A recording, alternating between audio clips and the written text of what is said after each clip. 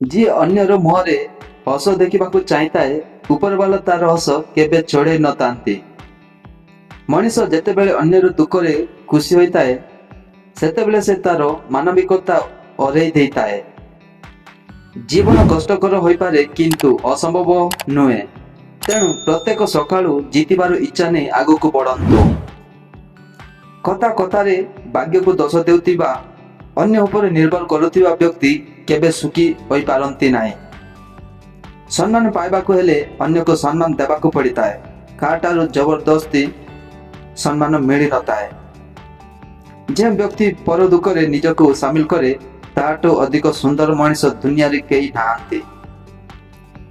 ଯଦି ଭୁଲ ସଂଶୋଧିତ ନ ହୁଏ, ତେବେ ଏହା ଆହୁରି ବଡ଼ ବିପଦ ଆଣିବ। ଆପଣ ସଫଳ ହୋଇଛନ୍ତି ବୋଲି ଗର୍ବ ହୁଅନ୍ତୁ ନାହିଁ ଏବଂ ଆପଣ ବିଫଳ ହୋଇଛନ୍ତି ବୋଲି ନିରାଶ ହୁଅନ୍ତୁ ନାହିଁ। ସଫଳତା ବା ବିଫଳତା ଶେଷ ନୁହେଁ।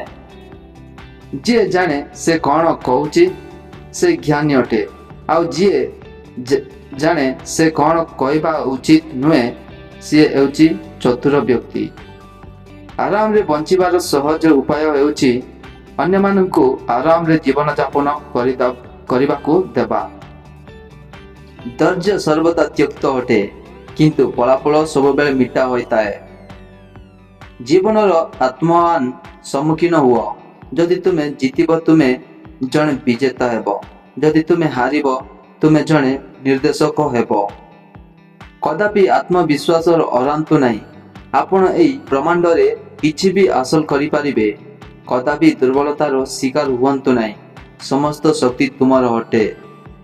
ଯେଉଁ ବ୍ୟକ୍ତି ନିଜକୁ ଘୃଣା କରିବାକୁ ଆରମ୍ଭ କରେ, ସେ ନିଶ୍ଚିତ ପତନ ଅଟେ।